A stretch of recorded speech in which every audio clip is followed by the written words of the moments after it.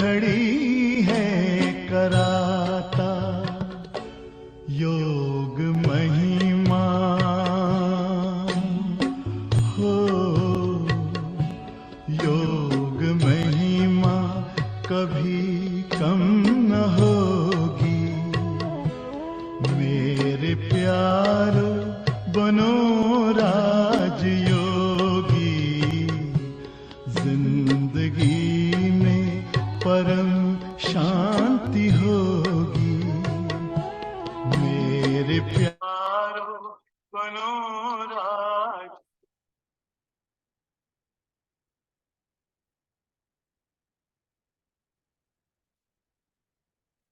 ओम शांति सभी को। सभी का एक बार फिर से स्वागत है आज के पैनल डिस्कशन में। और इसी सेशन को आगे बढ़ाते हुए आज हमारे साथ हमारी आदरणीय बहनें जुड़ी हुई हैं जो हमारे कुछ सवालों का जवाब देंगी। और सवाल पूछने के लिए भी हमारे पास कुछ बहनें हैं। तो मैं सभी का, चारों का बहुत तहे दिल से स्वागत करती हूँ। हम शुरू करते हैं आज का अपना प्रोग्राम। और रिमी बहन, आप, रिमी दीदी, आप अनम्यूट कर लीजिए। हाँ दीदी, आपका बहुत बहुत स्वागत है कि आपने समय निकाला हमारे लिए। जी, तो शुरू कर। जी, ओम शांति। ओम शांति।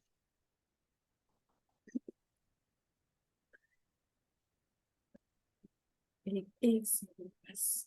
जी, मैं शुरू करना चाहूंगी। आशा दीदी से रिक्वेस्ट करूंगी कि वो अपने आप को अनम्यूट करें।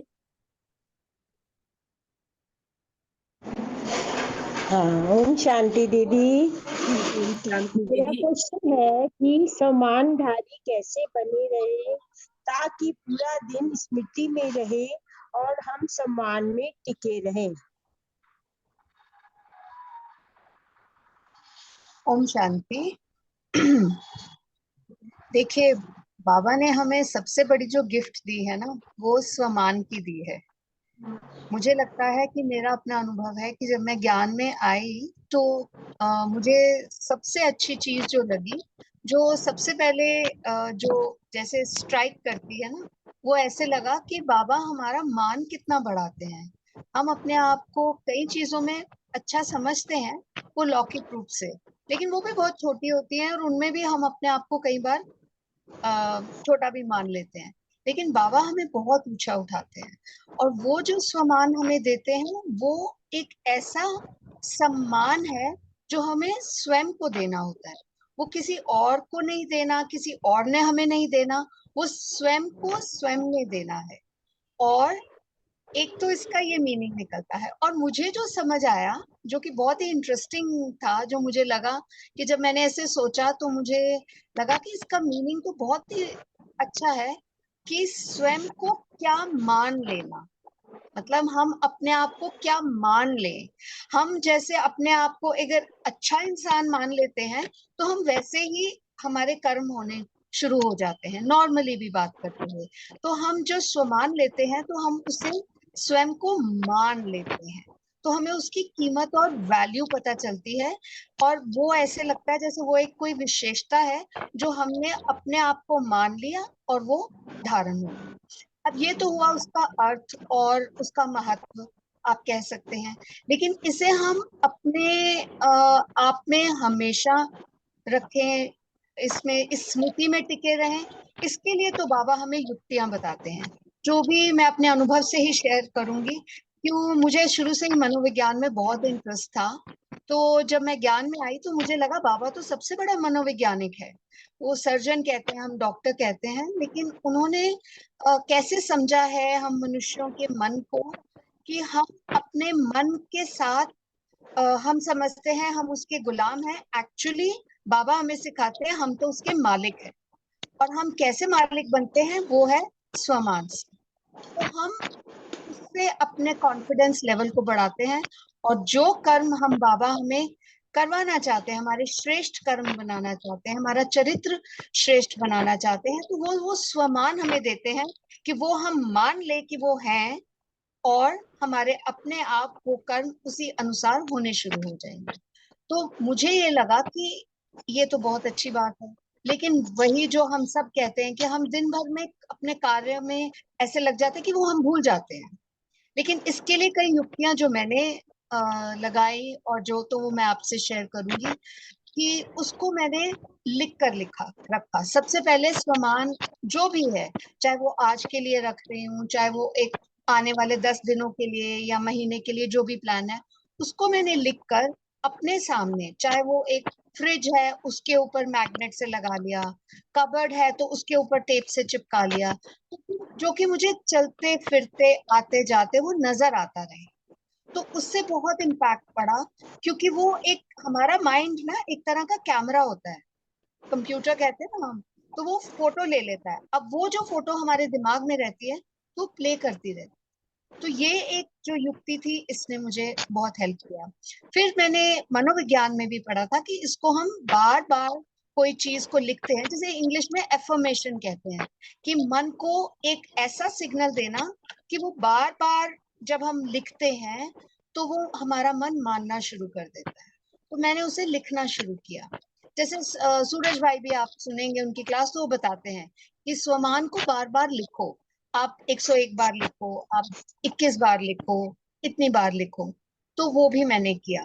फिर एक और मैंने जो युक्ति लगाई, मैंने इसे पत्र के रूप में जैसे लिखा, जैसे बाबा को लिखते हैं कि बाबा शुक्रिया आपका, आपने मुझे बताया कि मैं ये हूँ, मैं मास्टर सर्वशक्तिमान, मैं ये स्वमान को अपना बनाती हूँ और मैं आपको शुक्रिया करती हूँ कि आपने मुझे मेरी विशेषता बताई, कि मैंने मान लिया कि ये मुझ में है। तो उस तरह से उसको लिखना शुरू किया, समझकर मानकर कि ये मेरा है। तो इसमें क्या हुआ, एक ये प्लान बनाया। सिर्फ एक सुबह याद कर लेना कि ये मेरा स्वमान है और मैं ये दिन भर करूंगी, हमें 10 में से चाहे 2 बार याद रहेगा, 4 बार याद रहेगा, लेकिन ये जो लिखना है, बार बार पढ़ना है और उसे अपने को रिमाइंडर दिलाना है कि ये मैं भूल नहीं जाऊं। ये जो युक्तियां लगाई तो इससे मुझे अनुभव, और ये मैं बताऊंगी मैंने आपने साथ कब किया, जब 2 बार बीमार बहुत हुई। अभी तो करंटली लास्ट ईयर था, उससे पहले भी 2013 में स्लिप डिस्क हुआ था, तो बिल्कुल बेड पे थी। तब भी मैंने ये जो स्वमान कि मैं निरोगी आत्मा हूँ, मैं स्वस्थ हूँ, मैं पूर्ण स्वस्थ हूँ, मैं हर कार्य अपना स्वयं कर रही हूँ, मैं किसी की मदद नहीं ले रही, इस तरह के कई स्वमान मैंने लिखे और उनको सामने लगाए, जिसे मैं देखती रहती थी, पढ़ती रहती थी। फिर मन किया तो लिख लेना, लेटे लेटे भी उसको लिखती रहती थी। और उसने जो कमाल दिखाया कि मतलब डॉक्टर्स तक हैरान हो गए। अभी भी जो पिछली साल जो मेरे सर्जरी हुई, तो डॉक्टर्स जो थे वो इतने हैरान थे कि मैं इतनी पॉजिटिव कैसे रह पाती हूँ। लेकिन वो यही युक्ति थी जो स्वमान, और जिसे हम इंग्लिश में एफर्मेशंस कहते हैं, जो मनोविज्ञान में एक बहुत बड़ा टूल है, यूज करते हैं कि जिससे हम अपनी पॉजिटिविटी बढ़ाएं और उसको मान लें। सिर्फ समझे नहीं कि मैं ये हूँ, ये मान लेना बहुत जरूरी है। इसीलिए मैं कहती हूँ, जो बाबा भी वर्ड प्ले करते हैं ना, तो मैंने भी वर्ड प्ले ये किया कि स्व को मैंने मान लिया कि मैं यही हूँ। जैसे बाबा कहते हैं सिंपल कि मैं आत्मा हूँ, मैं हूँ ही आत्मा, मैं जब हूँ ही आत्मा, जब मैं हूँ ही ये, तो ये मानकर और उसके लिए कुछ युक्तियां लगाई, जिसके कारण ये मैं अपने जीवन में इसको और अभी भी करंटली यूज करती रहती हूँ, चाहे छोटी मोटी चीज भी हो उसमें इसका प्रयोग लाती हूँ, और मेरे लिए तो ये बहुत बहुत बेनिफिट करता है। तो मैं अपने अनुभव से तो यही कहूंगी कि स्वमान में टिकने के लिए ये कुछ युक्तियां हैं जो हम प्रयोग में ला सकते हैं। ओम शांति। जी, ओम शांति दीदी। Thank you. बिल्कुल ऐसे ही बाबा जैसे बोलते हैं कि ये आप पढ़ाई पढ़ रहे हैं, स्कूल में पढ़ रहे हैं, पहली बात हमें ये एक्सेप्ट कर लेते हैं हम कि हम स्कूल में पढ़ रहे हैं, किसी सत्संग में या किसी उसमें नहीं बैठे कोई कथा सुनने के लिए।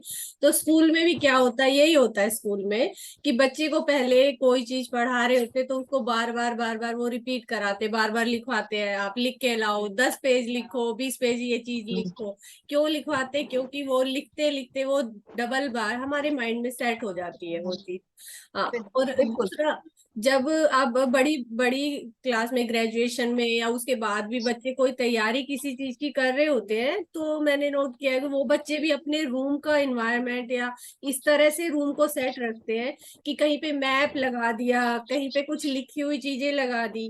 क्यों? क्योंकि वो बार बार रूम में जा रहे हैं, उस चीज को देख रहे हैं, तो वो बार बार उसके दिमाग में आ रहा है, तो वो एक फिक्स हो जाती है वो चीजें। तो बिल्कुल जैसे बिल्कुल। आपने बड़ी अच्छी ये बात बताई कि आप फ्रिज पे लगा लो, आप कहीं लगा लो, आप किचन में लगा के रखो, जी तो बिल्कुल बिल्कुल। हाँ, उसका बहुत प्रभाव हेल्प हमारे ऊपर मिलती है। जल्दी पड़ता है जी। और देखिए एक और सेवा होती है इससे कि और भी पढ़ते हैं घर के हाँ लोग, वो भी पढ़ते हैं उसको। देखिए डबल डबल अपनी तो स्वयं की सेवा होती है, दूसरों की भी होती है। हाँ। मतलब मैंने ये नोट किया कि मेरी बेटी ने पूछा इसका क्या मतलब है, ये शब्द का क्या मतलब है, ये जो लिखा है ना, हम्म। इसका क्या मतलब।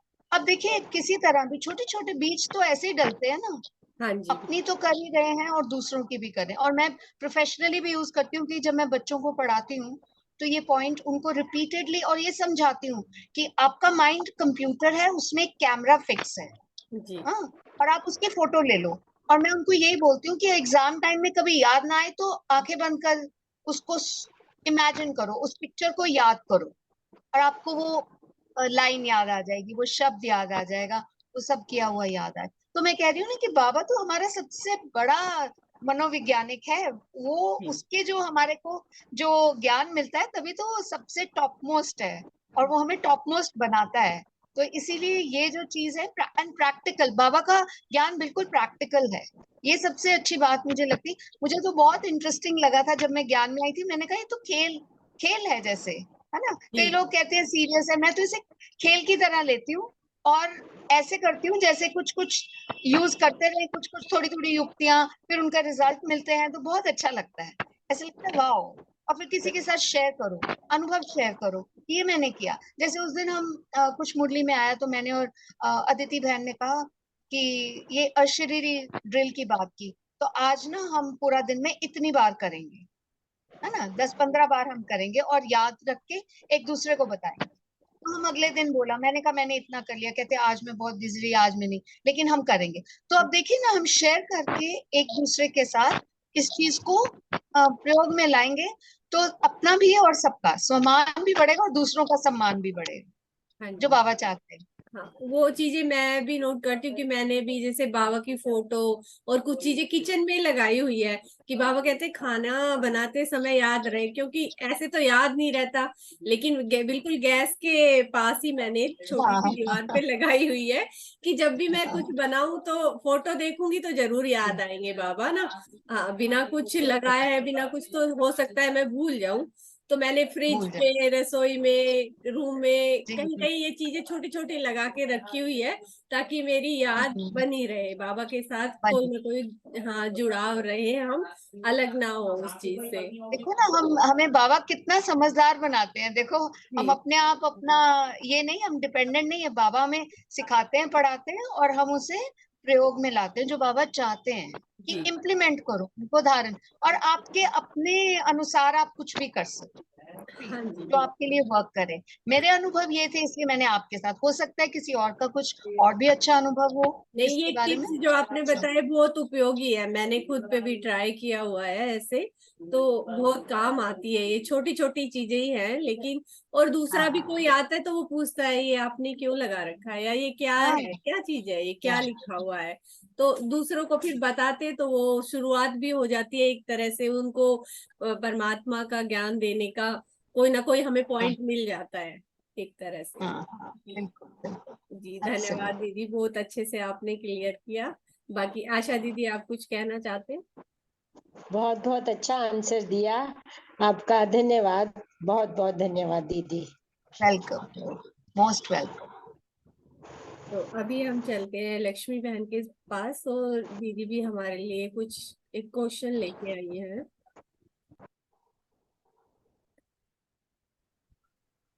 जी दीदी, आप अपना क्वेश्चन रख सकते हैं।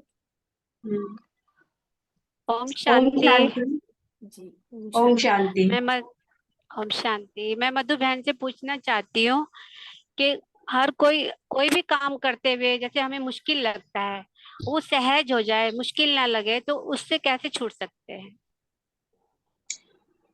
देखिए, वैसे तो ये जीवन ही है जो ये एक वैसे अपने आप में मुश्किल है।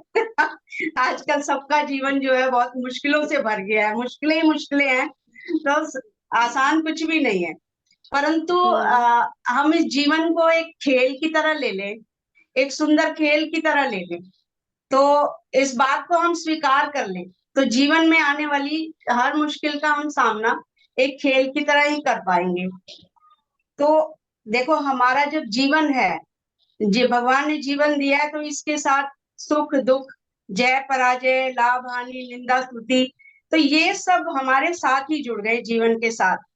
तो ये रहेंगे भी, ऐसा नहीं हो सकता कि ये खत्म हो जाएंगे, तो हम इनसे पीछा नहीं छुड़ा सकते। लेकिन इनके प्रति अपना रवैया, अपना दृष्टिकोण चेंज कर लें, तो लाइफ हमारी इतनी मुश्किल नहीं होगी, सहज हो जाएगी। और देखा जाए तो कोई भी विघ्न या परिस्थितियां आती हैं, मुश्किलें आती हैं, तो वह हमें कुछ ना कुछ सिखा के ही जाती है जीवन में, क्योंकि मनुष्य अपने अनुभवों से ही सीख कर आगे बढ़ा है। मुश्किलें तो हमें आगे बढ़ाने के लिए, मजबूत बनाने के लिए आती हैं। अब देखिए, संसार में जितने भी महान व्यक्ति हुए हैं, उन्होंने किसी ना किसी बड़ी चुनौती का सामना किया, किसी ना किसी बड़ी मुश्किल का सामना किया, और सहन भी कितना किया, तभी वो महान बने। अब हम अपने घर में ही देखें, एक छोटा सा बच्चा है, वो भी कितना सहन करता है, कितनी मुश्किलों का सामना करता है, मुंह में जबान नहीं है, फिर अपना दुख तकलीफ बता नहीं पाता है, फिर भी वो ग्रो तो करता है, आगे बढ़ता रहता है, बोल नहीं सकता, अपनी परेशानी नहीं कह सकता। तो इसलिए जितनी भी मुश्किलें आती हैं, उसको समझो कि ये हमारे लिए चैलेंज है, उनसे हार नहीं मानना, उन्हें खेल समझकर खेलेंगे तो लाइफ सहज हो जाएगी। अगर देखें, जब हम आत्माएं परम धाम से आई थी, सतयुग में सीधे आए, तो हम परफेक्ट थे, शक्तियों से संपन्न थे, और फिर जन्म लेते लेते हमने अपनी शक्तियां जो है वो गवा दी। तो उससे क्या हुआ कि हमारे पास अब कुछ नहीं बचा, और जो कुछ बचा कुचा है वो हमने व्यर्थ से भर लिया। कितने पाप कर्मों से हम की परत हमारे ऊपर चढ़ गई, कितना पर चिंतन, पर दर्शन, ईर्ष्या, द्वेष, ये हमने अपने भर लिया। तो इससे क्या हुआ कि हमारा मन और भी कमजोर कर लिया हमने आपको। हर छोटी सी बात जो है वो हमारे लिए मुश्किल हो जाती है। बात इतनी बड़ी नहीं होती है, हम उसे सोच सोच कर उसका मंथन कर करके हम उसको और ही बड़ा बना लेते हैं, और ही छोटी छोटी बातों को अपने दिल से लगा लेते हैं। तो ये क्या है, क्योंकि समस्या और बड़ी बन जाती है, छोटी छोटी बातों को मन में बिठा लेने से, उसी को सोचते रहने से वो और गंभीर रूप धारण कर लेती है। देखा जाए तो हर मनुष्य में आजकल क्या है, ईगो भरी पड़ी, कोई भी अपने आप को कम या छोटा मानने को तैयार ही नहीं है, बस मैं राइट हूँ। ये सबसे बड़ी समस्या तो यही है।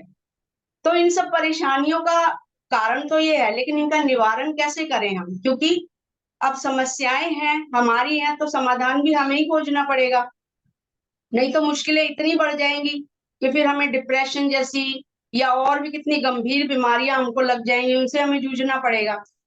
तो सबसे पहले तो हमें ये बात एक्सेप्ट कर लेनी चाहिए कि कुछ भी चीज जो होती है, अगर उन्हें बदला नहीं जा सकता, कुछ चीजें ऐसी होती है उन्हें नहीं बदल सकती, तो जो जैसा है जो भी है उसको ना एक्सेप्ट करना सीखो। अगर हम एक्सेप्ट करने की आदत डाल लेंगे ना, तो हम पहले अपने आप को बदले, हम दूसरे से आशा ना करें कि ये बदलेगा तो मैं बदलूंगी, जो जिद पर अड़े रहे कि ये पहले बदले, तो और ही समस्या गंभीर हो जाएगी और बात बिगड़ेगी। इसलिए हमेशा एक्सेप्ट करना सीखें। दूसरा है कि कुछ बातें ऐसी होती जिन्हें अवॉइड करना भी बहुत अच्छा होता है, क्योंकि कुछ बातें ऐसी होती हैं उन पे ध्यान ही ना दिया जाए, उनको अवॉइड कर दो, साइड से निकल जाओ, क्योंकि उनकी गहराई में ना जाओ, तो बात वहीं खत्म हो जाएगी। तो ये भी एक इसका सॉल्यूशन है। और एक समाधान ये है कि मुश्किल को सहज करने का तीसरा उपाय क्या है कि अपने जीवन में कोई भी कार्य, कोई भी डिसीजन ले तो वह दृढ़ता से करें हम, एक पॉजिटिव थॉट से करें, निराश नहीं होना, ऐसा संकल्प नहीं लाना कि ये होगा या नहीं होगा, क्या होगा, नहीं हुआ तो क्या होगा, क्योंकि ऐसे नेगेटिव थॉट लाने से क्या होगा कि जैसे हम संकल्प करेंगे फिर वायुमंडल भी ऐसा ही बनेगा, और वही थॉट फिर हमारे पास लौट लौट कर आते हैं। नेगेटिव सोचेंगे तो नेगेटिव ही हमारे पास आएगा।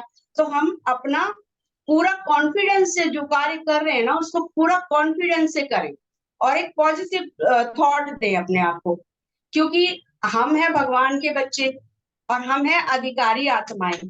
तो बाबा भी कहते हैं ना, कोई बात बड़ी नहीं, कोई परिस्थिति बड़ी नहीं, बाप बड़ा है, कोई समस्या बड़ी नहीं, बाप बड़ा है। हमें हमेशा अव्यक्त मुरली में बाबा ने कई बार बताया।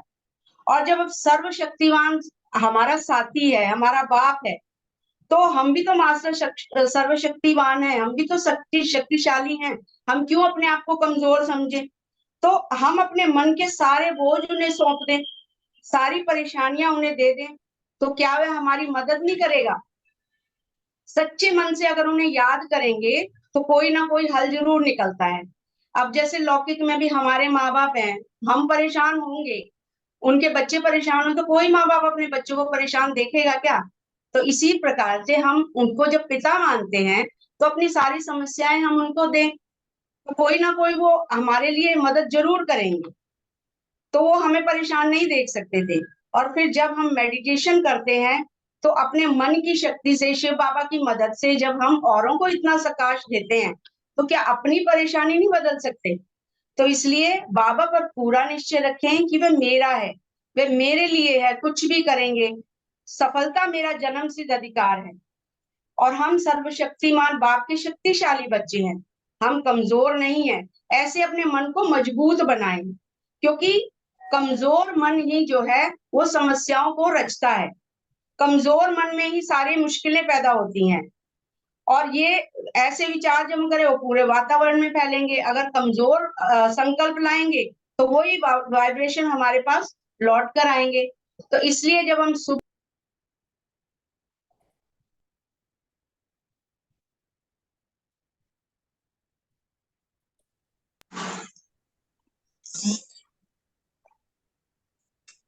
जैसे कि मैं बहुत भाग्यशाली आत्मा हूँ, मैं विजयी आत्मा हूँ, मैं निर्विघ्न आत्मा हूँ, तो ऐसे पॉजिटिव संकल्प हम लाएंगे ना, तो पॉजिटिवनेस की हमारे पर वर्षा होने लगेगी।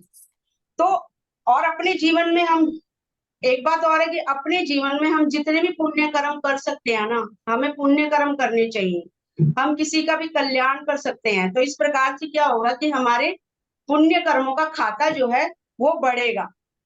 क्योंकि कहते हैं कि जब सारे रास्ते बंद हो जाए, चारों ओर अंधकार छा जाए और भगवान भी हमारा साथ ना दे, तो क्या हमारे पुण्य कर्म ही हमारे साथी बनते हैं। तो हमें जितना हो सकता है हम औरों का कल्याण करें।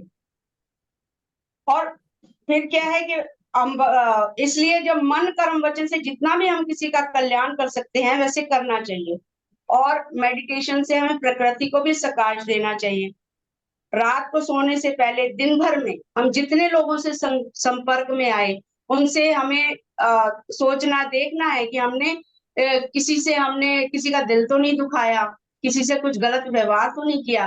तो अपने मन ही मन उस आत्मा को इमर्ज करके उससे हम माफी मांग सकते हैं। और सोने से पहले हमें सारा चार्ट अपना बाबा को दे, और कोई भूल हुई हो तो उससे क्षमा मांगे। और दूसरी बात ये कि बाबा का श्रीमत रूपी हाथ हमें कभी नहीं छोड़ना, क्योंकि उसकी श्रीमत को फॉलो करेंगे तो वो हमेशा हमारे साथ रहेगा। और एक और बात ये है कि हम झुकना सीखें, क्योंकि झुकने से कोई छोटा नहीं होता। जितने भी महान व्यक्ति हैं, या आप ये देखो कि कहते हैं ना, फलदार वृक्ष जो होते हैं वो हमेशा झुकते हैं, फलों से लदा हुआ वृक्ष झुकेगा। इसी प्रकार से गुणी व्यक्ति होगा ना, वही झुकेगा। सूखे जो अकड़ते हैं पेड़, तो वो तो ठूंठ की तरह खड़े रहते हैं, वो तो फिर टूट ही जाते हैं। इसलिए जीवन में झुकना जो है वो बहुत जरूरी है, कोई छोटा नहीं हो जाता झुकने से। तो ये बात भी अपने अंदर एक धारण कर लें। फिर दूसरा है कि अपने घर परिवार में हम एक दो का रिगार्ड करें, हम अपने बच्चों का भी, छोटे बच्चों को भी हम प्यार दें, उनका भी हम रिगार्ड करें। वो कोई अच्छा काम करते हैं तो उनकी महिमा करें। इससे क्या होगा कि खुशी का एक माहौल रहेगा, घर में खुशी का वातावरण रहेगा। और दूसरी बात है, ईगो तो बिल्कुल नहीं रखनी चाहिए, तभी हम दुआओं के पात्र बन सकेंगे। और जीवन में जो है दुआएं ही काम आती हैं। तो इन चीजों को अगर हम फॉलो करेंगे तो काफी हद तक मुश्किलें जो है वो सहज बन जाएंगी। मेरा तो यही अनुभव है। बाकी आप देखिए। जी ओम शांति। जी, ओम शांति दीदी। ओम वैसे शांति। हाँ, आंसर जो है मुझे लगता है कि जो रिमी दीदी ने हमें बताया कि सम्मान में कैसे टिके रहना है। तो कोई भी मुश्किल है, कुछ लगता है ऐसा सिचुएशन खराब है, तो पहला पॉइंट तो मुझे लगता है यही है कि हमें सबसे पहले अपना एक सम्मान ले लेना हाँ, चाहिए उस समय पे, कि हमने सम्मान अपने आप में धारण किया और फिर उसमें हम टिके रहे। तो फिर वो जो भी मुश्किल है वो धीरे धीरे मुझे लगता है अपने आप ही सोल्व होने लगेगी, अगर सम्मान हमने रखा हुआ है कुछ।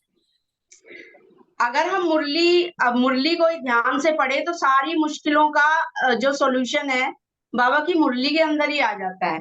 जी जी। रिमी दीदी, आप कुछ कहना चाहेंगे इस पर? जी हाँ, नहीं, बहुत सही कहा मधु बहन ने। ये तो सारे देखिए, ये पॉइंट्स बहुत इम्पोर्टेंट हैं जो इसको डील करने के लिए है।